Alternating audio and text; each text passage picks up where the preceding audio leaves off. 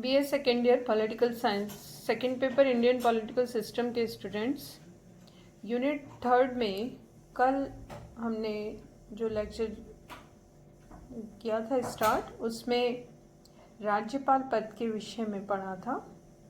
राज्यपाल राज्य सरकार का एक महत्वपूर्ण पद है जो कि राज्य कार्यपालिका का नाम मात्र का या औपचारिक प्रधान कहा जा सकता है और इसको राज्य का संवैधानिक अध्यक्ष माना जाता है। आज हम देखेंगे कि राज्यपाल की जो भूमिका है राज्य में वो किस प्रकार की होती है, जिसमें हम विशेष तौर पे देखेंगे राज्यपाल की स्वविवेकीय शक्तियाँ। रोल ऑफ गवर्नर के अंतर्गत यदि अध्ययन किया जाए तो राज्यपाल की स्थिति या भूमिका के संबंध में महत्वपूर्ण रूप से दो दृष्टिकोण प्रचलित हैं। एक तो ये कि राज्यपाल राज्य का केवल संवैधानिक प्रधान होता है और उसी रूप में उसकी भूमिका अधिकांशतः रहती है, क्योंकि भारत में संसदीय व्यवस्था को अपनाया गया है और राज्यों में भी संसदीय प्रणाली है और संसदीय व्यवस्था में शासन की शक्तियाँ वास्तविक रूप में मुख्यमंत्री और मंत्रिपरिषद के हाथ में होती हैं और ये व्यवस्थापिका के निम्न सदन के प्रति भी उत्तरदायी होते हैं। तो वास्तविक प्रधान तो मुख्यमंत्री और मंत्रिपरिषद ही हैं और राज्यपाल केवल एक संवैधानिक प्रधान की भूमिका अदा करता है। अनुच्छेद 163(1) के तहत ये उल्लेख भी है कि संविधान में ये उल्लेख है कि जिन बातों के संबंध में संविधान द्वारा या संविधान के अधीन राज्यपाल से अपेक्षा की जाती है वो ये कि वो अपने कार्यों को स्वविवेक से करे, उन बातों को छोड़कर जो कि राज्यपाल को अपने कार्यों को निर्वहन करने में सहायता और मंत्रता देने के लिए एक मंत्रिपरिषद होगी। तो इसमें संविधान में राज्यपाल की स्वविवेक की शक्तियों का विशेष रूप से उल्लेख नहीं है, केवल एक संवैधानिक प्रधान की भूमिका के रूप में ही उल्लेख ज़्यादा मिलता है। केवल कुछ राज्य जैसे असम, नागालैंड, इन राज्यों में राज्यपाल को स्वविवेक की शक्तियाँ संविधान द्वारा दी गई हैं, लेकिन अधिकांशतः राज्यों में ये एक केवल संवैधानिक प्रधान है, वास्तविक शक्तियाँ इसकी नहीं होती। तो इस रूप में यदि हम देखें तो राज्यपाल को एक केवल संवैधानिक प्रधान के रूप में ही देखा जा सकता है। लेकिन जो दूसरा दृष्टिकोण है उसके अनुसार यदि हम इस पद की भूमिका को देखें तो राज्यपाल को एक संवैधानिक अध्यक्ष से भी अधिक माना जा सकता है। वो संवैधानिक अध्यक्ष से अधिक दो तरह से इसकी भूमिका देखी जा सकती है। इसमें जो संविधान निर्माता थे वो राज्यपाल को क्या भूमिका देना चाहते थे और संविधान में क्या प्रावधान दिए गए हैं, और दूसरी चीज़ ये कि विशेष या विविध परिस्थितियों में राज्यपाल की क्या स्थिति रहती है। तो जब विशेष या विविध परिस्थितियों के संदर्भ की बात आती है तो राज्यपाल की जो स्वविवेक की शक्तियाँ हैं वो बढ़ जाती हैं, उसकी भूमिका और अधिक महत्वपूर्ण हो जाती है। विशेष परिस्थितियों के संदर्भ में उसकी शक्तियाँ अधिक हो जाती हैं और दलगत राजनीति से ऊपर होने के कारण वो निष्पक्ष होता है, इसलिए उसको एक अहम भूमिका राज्य की सरकार के अंतर्गत निभानी होती है, क्योंकि राज्य में यदि अस्थायित्व है तो स्थिरता लाने के लिए उसकी भूमिका महत्वपूर्ण हो जाती है। राज्यपाल यदि प्रभावशाली व्यक्तित्व का है, कार्यशील व्यक्ति है, तो उसकी भूमिका महत्वपूर्ण हो जाती है। खासकर जब मंत्रिमंडल के बीच कई मतभेद की स्थिति है तो उसको सुलझाने में भी, राज्य के शासन को सुगम बनाने में, सुचारू बनाने और कार्यकुशल बनाने में राज्यपाल की भूमिका अत्यधिक बढ़ जाती है। तो इस तरह से दो तरह से हम संवैधानिक अध्यक्ष से भी अधिक राज्यपाल की भूमिका को स्पष्ट कर सकते हैं। इसी संदर्भ में हम देखेंगे कि जो दूसरा दृष्टिकोण है उसी संदर्भ में देखेंगे कि राज्यपाल की स्वविवेकीय शक्तियाँ क्या हैं और इस रूप में राज्यपाल अपनी भूमिका को किस तरह से अदा करता है। राज्यपाल की स्वविवेकीय शक्तियों का भारत के कई विचारकों जैसे दुर्गादास बसु, MC सीतलवाड़ ने भी इसकी स्वविवेकी शक्तियों का उल्लेख किया है अपनी रचनाओं में। यदि हम इसकी स्वविवेकी शक्तियों में पहले देखें तो वह है मुख्यमंत्री की नियुक्ति के संदर्भ में। मुख्यमंत्री की नियुक्ति के संदर्भ में चूँकि हम पढ़ चुके हैं कि राज्यपाल का पहला काम ही है मुख्यमंत्री की नियुक्ति करना। यदि राज्य की विधानसभा में किसी एक राजनीतिक दल को स्पष्ट बहुमत प्राप्त है तो बहुमत वाले राजनीतिक दल ने अपना नेता चुन लेता है और राज्यपाल उसको मुख्यमंत्री पद पर नियुक्त कर देता है। लेकिन जब किसी भी दल को स्पष्ट बहुमत प्राप्त विधानसभा में न हो, ऐसी स्थिति में राज्यपाल की भूमिका बढ़ जाती है और जब एक से अधिक दावेदार मुख्यमंत्री के लिए हो जाते हैं तो राज्यपाल अपनी स्वविवेकी शक्तियों का प्रयोग करता है। इसलिए ऐसी स्थिति में राज्यपाल की जो का निर्णय है वो महत्वपूर्ण हो जाता है और वो ऐसे व्यक्ति का चयन कर सकता है जिससे कि स्थायी सरकार का गठन राज्य में किया जा सके। दूसरा जो है वो है मंत्रिमंडल को भंग करना। ये भी राज्यपाल की स्वविवेकी शक्तियों में आता है, लेकिन ये भी विशेष परिस्थितियों में ही वो अपनी शक्ति का प्रयोग कर सकता है। किसी भी राज्य के मंत्रिमंडल को अपदस्थ करके राष्ट्रपति से सिफारिश कर सकता है कि संबंधित राज्य में राष्ट्रपति शासन लागू कर दिया जाना चाहिए और ये कुछ विशेष परिस्थितियों में करता है, जैसे यदि राज्यपाल को ये विश्वास हो जाए कि मंत्रिमंडल का विधानसभा में बहुमत समाप्त हो गया है या फिर किसी मंत्रिमंडल के प्रति विधानसभा में अविश्वास का प्रस्ताव पारित हो जाता है, तो भी राज्यपाल उस मंत्रिमंडल को त्यागपत्र देने के लिए कह सकता है, पदच्युत कर सकता है। इसके साथ ही यदि मंत्रिमंडल संविधान के अनुसार कार्य नहीं कर रहा है तब भी राज्यपाल अपने स्वविवेक के द्वारा मंत्रिमंडल को भंग कर सकता है। यदि मुख्यमंत्री स्वतंत्र ट्रिब्यूनल के द्वारा भ्रष्टाचार के आरोप में दोषी सिद्ध हो जाता है तो राज्यपाल उससे पदच्युत कर सकता है। ये विभिन्न ऐसे विशेष परिस्थितियां हैं, कारण हैं जिसके आधार पर स्वविवेकी शक्तियों का प्रयोग करते हुए राज्यपाल मंत्रिमंडल को भंग कर सकता है। तीसरी प्रमुख जो स्वविवेकी शक्ति है वो है विधानसभा का अधिवेशन बुला सकता है। सामान्य रूप में राज्यपाल मुख्यमंत्री के परामर्श से ही विधानसभा का अधिवेशन बुलाता है, लेकिन यदि विशेष परिस्थिति है तो राज्यपाल अनुच्छेद 174 के तहत विधानसभा के अधिवेशन की कोई भी तिथि निश्चित कर सकता है और वह मुख्यमंत्री के परामर्श को मानने के लिए बाध्य नहीं होता उस समय, और मुख्यमंत्री को विधानसभा के बहुमत का समर्थन प्राप्त हो, इस तरह की स्थिति में वह कार्य कर सकता है। इसके अतिरिक्त भी राज्यपाल को मुख्यमंत्री के बहुमत पर अगर संदेह हो जाए तो वो मुख्यमंत्री से शीघ्र अधिवेशन बुलाने के लिए कह सकता है। मुख्यमंत्री द्वारा उसके परामर्श को स्वीकार न किए जाने पर वह स्वयं भी अधिवेशन बुला सकता है। तो तीसरी प्रमुख जो शक्ति है वह है विधानसभा का अधिवेशन बुलाना। चौथा स्वविवेकी शक्तियों में आता है विधानसभा को भंग करना। उत्तरदायी शासन के अनुसार ये माना जाता है कि विधानसभा को भंग करने का कार्य राज्यपाल उसी समय करता है जब मुख्यमंत्री उससे ऐसा करने के लिए परामर्श दे। विशेष परिस्थिति में राज्यपाल विधानसभा भंग करने के संबंध में मुख्यमंत्री के परामर्श को मानने के लिए बाध्य नहीं होता। मुख्यमंत्री के परामर्श के बिना भी राज्यपाल विशेष परिस्थितियों में विधानसभा को भंग कर सकता है। ऐसा कई बार किया भी गया है विभिन्न राज्यों के संबंध में राज्यपालों के द्वारा।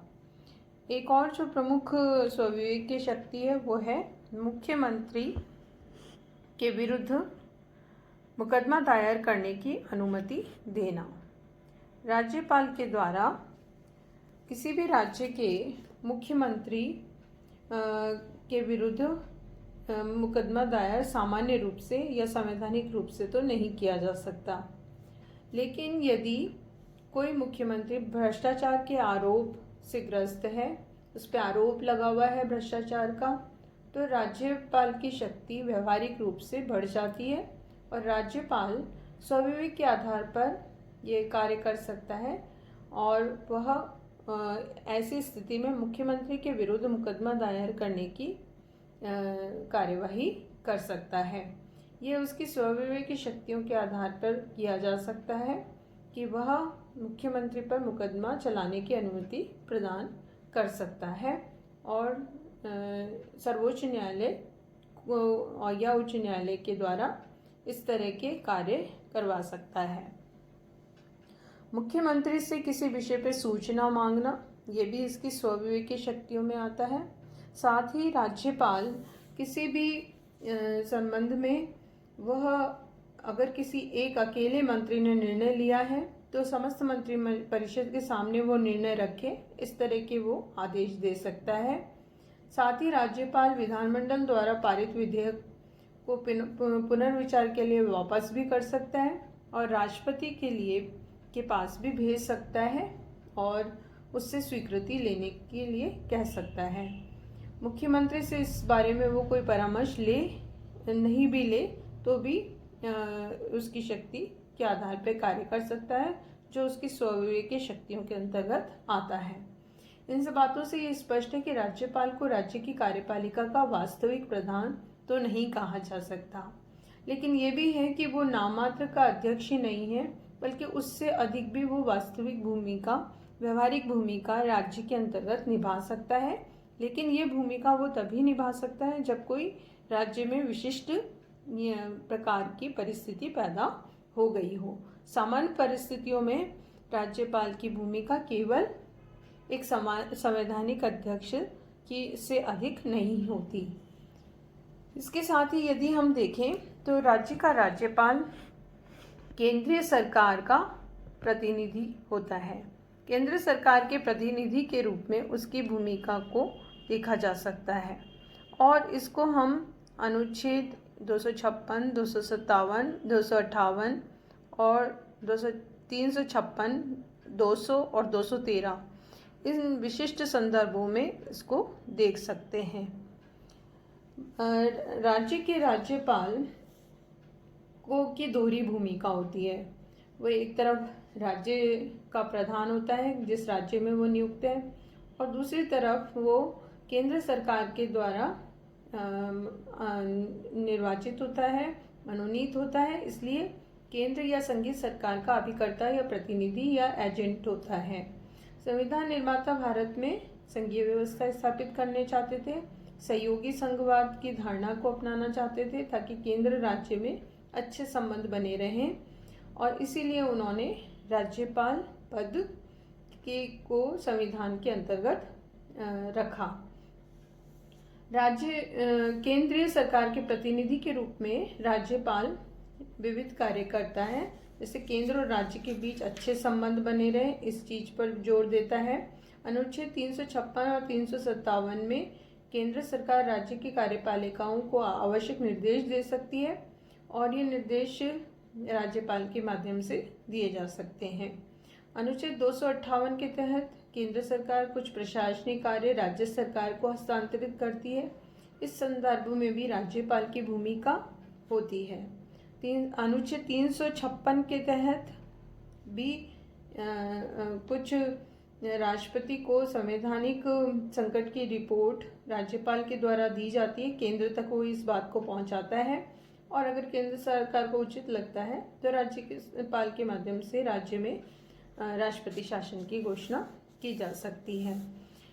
केंद्रीय सरकार के प्रतिनिधि के रूप में राज्यपाल का एक और महत्वपूर्ण कार्य है कि राज्य के संबंध में वो समय समय पर रिपोर्ट्स राष्ट्रपति को भेजता है और इसके द्वारा वो सुझाव भी दिए जा सकते हैं। अनुच्छेद 200 के अनुसार राज्य विधानमंडल द्वारा पारित किए गए किसी विधेयक को राज्यपाल राष्ट्रपति की स्वीकृति के लिए भी सुरक्षित रख सकता है। अनुच्छेद 213 के तहत राज्यपाल अध्यादेश जारी करने का अधिकार रखता है, लेकिन कुछ विषयों के संबंध में उसको अध्यादेश जारी करने से पूर्व राष्ट्रपति से स्वीकृति लेना आवश्यक होता है। इस तरह राज्यपाल की भूमिका राज्य में संवैधानिक अध्यक्ष के रूप में तो होती है, लेकिन वो एक व्यवहारिक भूमिका भी अदा करता है। और ये सारे कुछ ऐसे उदाहरण हैं, व्यवस्थाएं हैं जिनके द्वारा राज्य में राज्यपाल की वास्तविक भूमिका को भी स्पष्ट किया जा सकता है। राज्यपाल के संबंध में समय समय पर कुछ सुधार, इस पद को लेकर पुनर्विचार की आवश्यकता भी महसूस की जाती रही है, जिसमें ये कई सुझाव दिए गए हैं समय समय पे कि राज्यपाल पद पर सर्वमान्य योग्यता और प्रतिष्ठा के प्राप्त व्यक्ति को ही नियुक्त किया जाना चाहिए। ये भी सुझाव दिया जाता रहा है कि मुख्यमंत्री और राज्यपाल में संदेह, अविश्वास, मतभेद उत्पन्न न हो और हमेशा स्थिति सामान्य बनी रहे, इसके लिए प्रयत्न किया जाना चाहिए। सरकारी आयोग ने भी अनुच्छेद 155 में संशोधन करके राज्यपाल की नियुक्ति के संबंध में राज्य के मुख्यमंत्री के साथ विचार विमर्श की व्यवस्था को अनिवार्य करने पर जोर दिया, ताकि कोई मतभेद की स्थिति न हो, राज्य में शांति बनी रहे। प्रशासनिक सुधार आयोग ने भी सुझाव दिया था कि व्यक्ति जो कि राज्यपाल पर नियुक्त हो चुका है एक बार, तो उसको पुनः उस पद पर नियुक्त नहीं किया जाना चाहिए, ताकि उसकी गरिमा बनी रहे। भगवान सहाय समिति ने 1970 में ये सुझाव दिया था कि किसी मंत्रिमंडल को बहुमत का विश्वास प्राप्त है या नहीं, ये निर्णय राज्यपाल के द्वारा नहीं होना चाहिए, बल्कि विधानसभा के द्वारा किया जाना चाहिए। इसके साथ ही एक सुझाव ये भी दिया जाता है कि विधानसभा में दलीय स्थिति यदि स्पष्ट न हो और मुख्यमंत्री पद के लिए कई दावेदार हों, तो राज्यपाल अपना स्वविवेक का प्रयोग न करते हुए, बल्कि इसके लिए जो 3 दिन के विशेष विधानसभा अधिवेशन बुलाकर बहुमत को प्रमाणित किया जाए और उसी आधार पर मुख्यमंत्री और मंत्रिपरिषद का गठन किया जाए। इसके साथ ही राज्यपाल की पदच्युति और मनमाने तौर पर राज्यपाल के द्वारा किए गए रवैये के कारण अब हाल के कुछ वर्षों में ये भी सुझाव दिए जाते रहे हैं कि राज्यपाल को एक राज्य से दूसरे राज्य में स्थानांतरण कर दिया जाना चाहिए यदि वो राज्य में मनमाने तरीके से कार्य करने लग जाए। किसी भी मुख्यमंत्री या मंत्री को मनमाने तरह से पदच्युत कर रहा है, तो ऐसी स्थिति में राज्यपाल की गरिमा को बनाए रखने के लिए आवश्यक है, क्योंकि इससे जो एक राज्यपाल पद की मर्यादा है वो समाप्त हो जाती है। तो ऐसे कुछ सुझाव भी समय समय पर दिए जाते रहे हैं कि राज्यपाल पद को और गरिमामय, सम्मानपूर्ण बनाने के लिए ये सुझाव इम्प्लीमेंट होने चाहिए, ताकि इस पद को और अधिक सम्मानित पद, मर्यादित पद बनाया जा सके। राज्यपाल का पद राज्य के हित में होता है, भारतीय राज्य व्यवस्था के हित में है, इसलिए राज्यपाल के पद के संदर्भ में ये सुझाव अत्यंत ही आवश्यक है, ताकि इस पद को में जो कमियां हैं उसको सुधारा जा सके, क्योंकि राज्यपाल केंद्र और राज्य सरकार दोनों का ही विश्वास पात्र पदाधिकारी होता है और उसकी भूमिका अत्यंत महत्वपूर्ण होती है, केंद्र सरकार के प्रतिनिधि के रूप में भी और राज्य के संवैधानिक अध्यक्ष के रूप में भी। तो ये आज हमने देखा राज्यपाल की भूमिका, उसकी स्वविवेकी शक्तियाँ और उसके पद के संदर्भ में सुधारात्मक सुझाव, पुनर्विचार से संबंधित आवश्यकता।